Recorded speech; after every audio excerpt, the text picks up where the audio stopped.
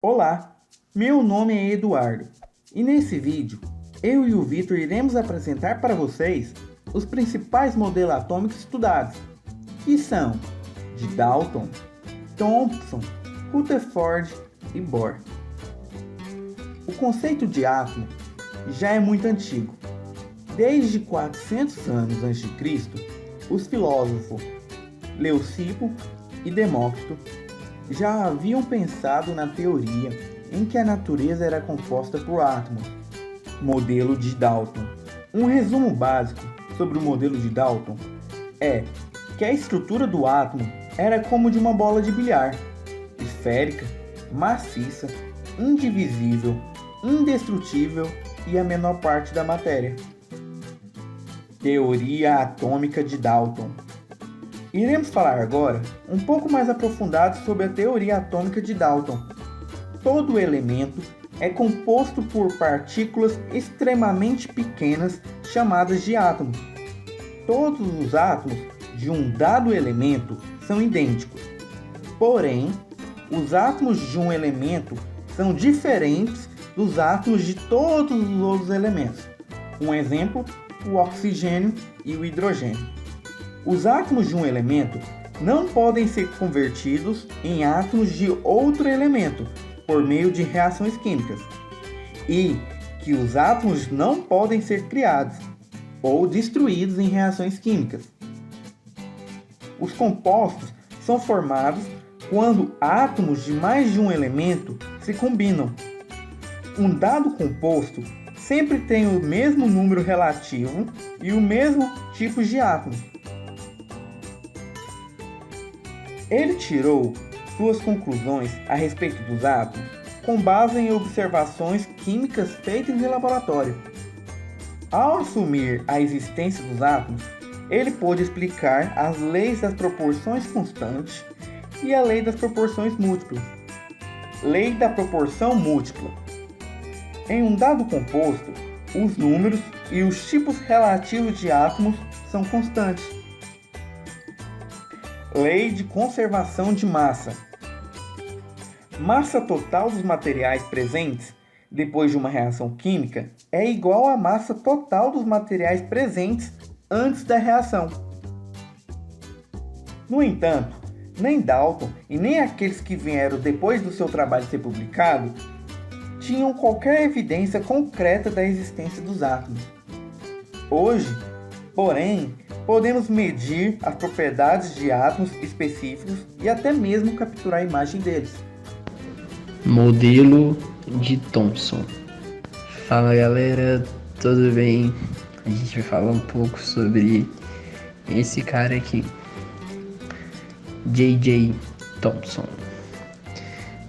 O que a gente pode falar então sobre o começo dele é que ele foi um doceiro por acaso. E vocês me perguntam por que ele foi doceiro por acaso.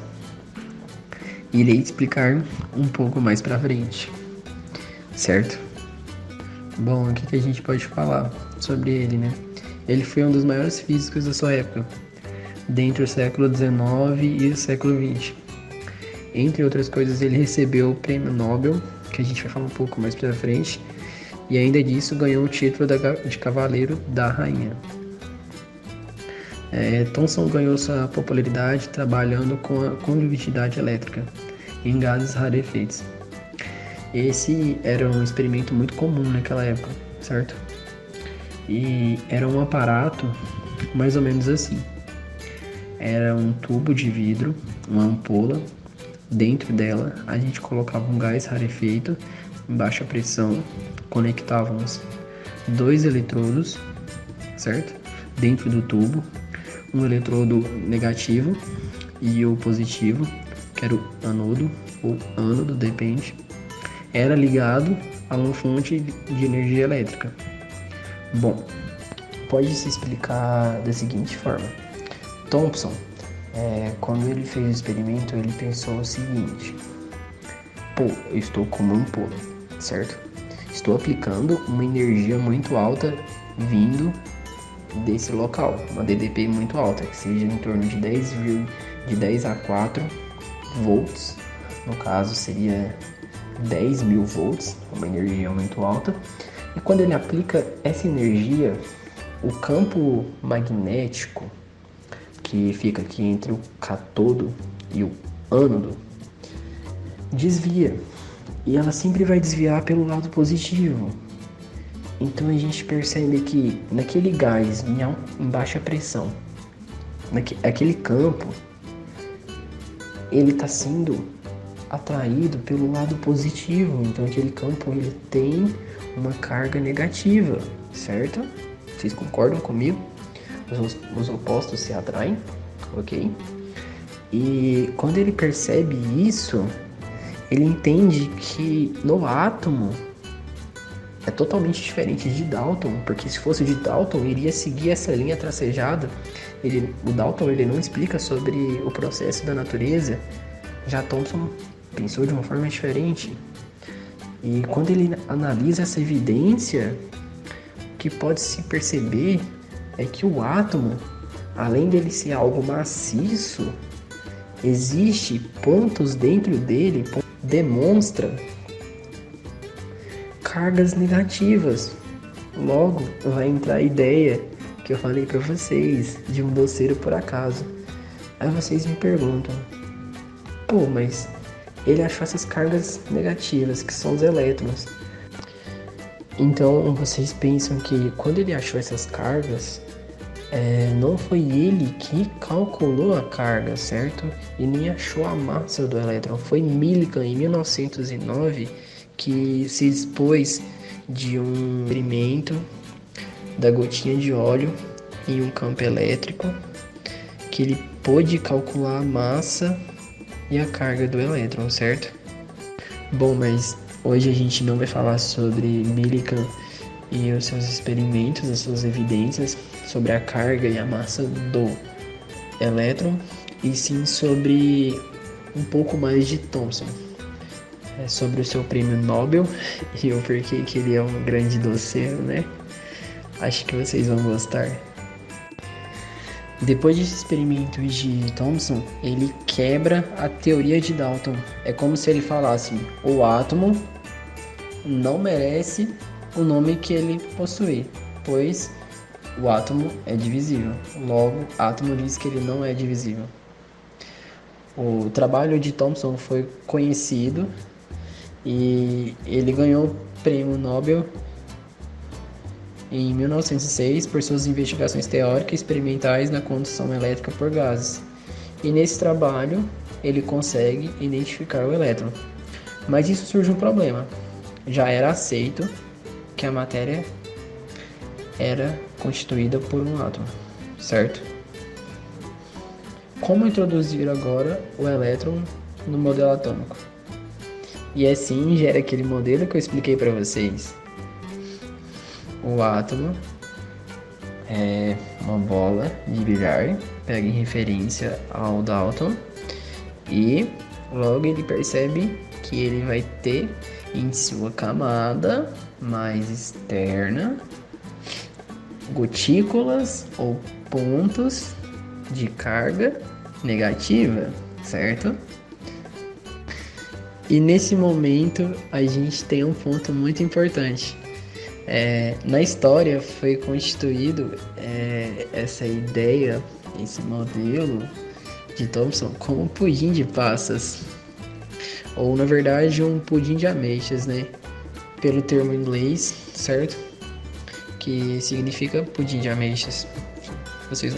No caso, é um doce típico dos ingleses, certo?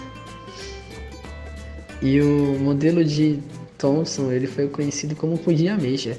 Vocês já viram algum pudim de ameixa ou um pudim de passas? Eu não. Sabe o que a gente pode pensar? Pode pensar em panetone, sabe? Aquelas frutinhas do panetone, ou aquelas gotículas de chocolate. O de chocolate é melhor, né? Então, e o mais engraçado é que quando a gente pensa no modelo de Thomson, a gente pensa nesse pudim de passas. Então, Thomson torna-se o doceiro do mundo atômico. Logo, um doceiro por acaso. Em momento algum, Thomson passa a ideia, insinua que o seu modelo seja apelidado de pudim de passas ou de ameixas, depende. Um panetone, igual eu falei, né? Foi um equívoco histórico, mas logo foi encontrado e colocado no nosso mundo acadêmico e científico. Agora pensa, se ele iria ser gostado de ser chamado como Sir, porque ele era um cavaleiro, foi intitulado como cavaleiro pela rainha, Sir Dolceiro Thomson. Será se ele tinha uma padaria ou algo assim do tipo? Eu acho que tinha, hein? Bom, para finalizar, era só uma brincadeira sobre Thomson. O modelo dele era mais baseado nesses raios catódicos, que são raios catódicos, são os raios demonstrados lá naquele feixe da ampulha, e o que acontecia era que os elétrons são atraídos por aquele campo positivo do eletrodo, e o feixe de luz são uma excitação, que a gente vai descobrir posteriormente como funciona essa excitação do elétron, como que ele vai passar de um local para outro e vai liberar essa luz, certo? Para terminar, este é o modelo e os aspectos de Thomson. Modelo de Rutherford. Ernest Rutherford revelou 3 tipos de radiação: alfa, beta e gama, e ganhou um Nobel em 1908 pelas suas pesquisas sobre a radioatividade.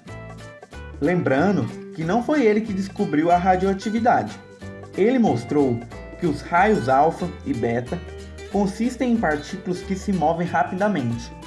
As partículas alfa têm uma carga positiva e são atraídas por placas negativas. As partículas beta são carregadas positivamente. Já a radiação gama possui uma alta energia semelhante aos raios X, porém não é composta por partículas e não tem carga.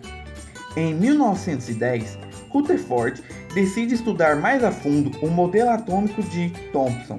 Então, ele acaba realizando um experimento na qual houve uma grande descoberta. Rutherford fez uma câmara metálica fechada e nela colocou um pequeno recipiente de chumbo com fragmentos de polônio. Na frente desse recipiente, que tinha uma abertura, ele posicionou uma lâmina de ouro bastante fina coberta por uma película de sulfeto de zinco. Tudo isso estava conectado a um microscópio que era capaz de girar 360 graus em torno da lâmina de ouro. O objetivo era analisar a incidência das partículas que penetravam através da folha e desintegravam-se espontaneamente de elementos radioativos naturais. Era possível ver cada incidência de partículas sobre a película de sulfeto de zinco, através de um ponto destacado no microscópio. Rutherford anotou a incidência de partículas nos mais diversos ângulos, de forma que pudesse analisar cuidadosamente o seu comportamento. A partir da sua análise, Rutherford verificou que o comportamento das partículas era padronizado. A maior parte delas conseguia atravessar a folha, embora algumas com dificuldade. Outras ficavam bloqueadas, enquanto havia ainda algumas que nem sequer eram afetadas. Rutherford concluiu que havia muito espaço vazio e que o centro do átomo era muito menor considerando todo o seu diâmetro. Assim, ele descobriu a eletrosfera. Ou seja, o átomo era formado por um núcleo, onde havia carga positiva concentrada, e por uma eletrosfera, onde se concentrava a carga negativa. Esse modelo é conhecido como modelo planetário e substituiu aquele modelo que havia sido proposto por Thomson em 1903. Experimentos subsequentes levaram ao descobrimento de partículas positivas, que são os prótons, e nêutrons, que são os nêutrons, no núcleo. Os prótons foram descobertos em 1919 por Rutherford e os nêutrons foram descobertos em 1932 pelo cientista britânico James Chadwick. Modelo de Rutherford somado aos postulados de Bohr. Então, galera, no modelo de Bohr, ele vem com a ideia de propor alguns postulados para resolver aquele problema. Lembra do modelo de Rutherford? Daquele colapso, aquele possível colapso dos elétrons no núcleo, que não era observado. Então não tinha uma prova desse colapso, certo? Do elétron com o núcleo. Então Bohr propôs a seguinte solução. Bohr tem alguns postulados. O primeiro é as camadas. ele divide o átomo em camadas, certo? Os átomos podem ter até 7 camadas, certo? Cada camada é representada por uma letra, para ficar mais visível o entendimento, certo? Então vai ser por K, L, M, N, O, P, Q, assim por diante, certo? Por isso que na tabela periódica temos 7 períodos, pois cada período indica cada camada, certo? Sacou? É isso aí, beleza. Então se a gente tem o número de camadas K, L, M, N, O, P, Q, então um átomo pode ter até 7 camadas. E aí a gente tem a quantização da energia. Como assim energia quantizada? Bom, a energia ela não pode assumir qualquer valor. Vou dar um exemplo de algo quantizado. Por exemplo, subir degrau. Subir degrau de uma escada é quantizado. Você não sobe meio degrau, certo? Ou 3,4 degraus você não consegue subir. Então, você não vai ficar ali 40% levitando, né? Impossível. Ou você sobe 1, 2, 3, 4, 5, 6, 7, certo? Você sobe números inteiros. Então, para a energia de cada camada é a mesma coisa. Cada camada tem o seu valor de energia específico, certo? É muito interessante isso, prestem atenção.